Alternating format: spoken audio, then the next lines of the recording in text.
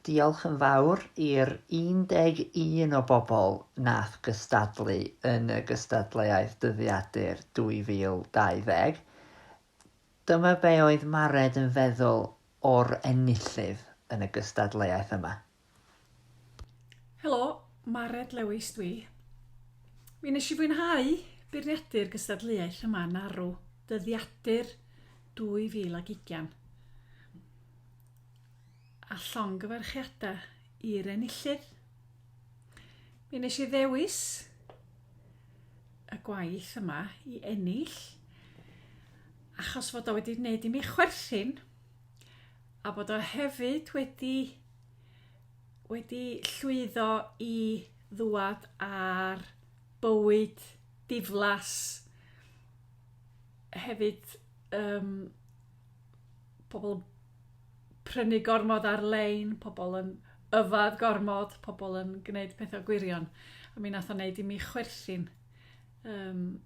A mae o'n ddyddiadur da, dwi'n meddwl, am y cyfnod yma.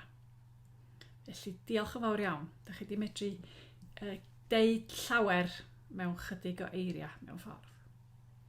Felly, llongyfarchiadau mawr, Iestyn.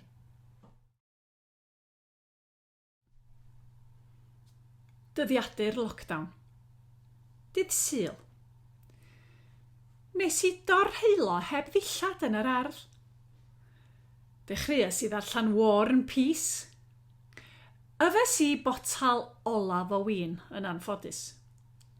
Prynes I fwy o win ar-lein. Dydd Llun, redes I am 10 milltir. Gorffennes I War and Peace. Prynes I feic ymarfer corff ar-lein. Dydd Mawrth, nes I dacluso'r llofft. Nes I goel cerdd yn yr ardd. Dechreuais I Crime and Punishment.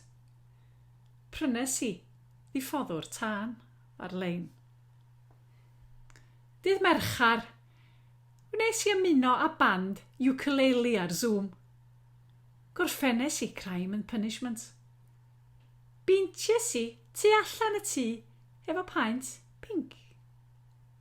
Brynes I ukulele ar-lein. Dydd Iau, siaradais I efo Auntie Jane yn Awstralia am 4 awr. Dechreuais I Bleak House. Brynes I soffa newydd ar-lein.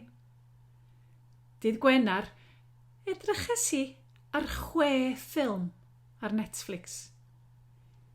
Dwi ddim wedi gorffan Bleak House. Brynes I hammock ar-lein. Dydd Sadwrn, mi ges I fy neffro gan y ffôn am 8 o'r gloch. Roedd na dagfa ar fy ffordd, llawer o fania gwyn. Gwych, mae popeth wedi cyrraedd. Daeth y postman a bil coch, cerdyn I visa. Stwffia Bleak House. Dwi'n mynd I agor potal newydd o win.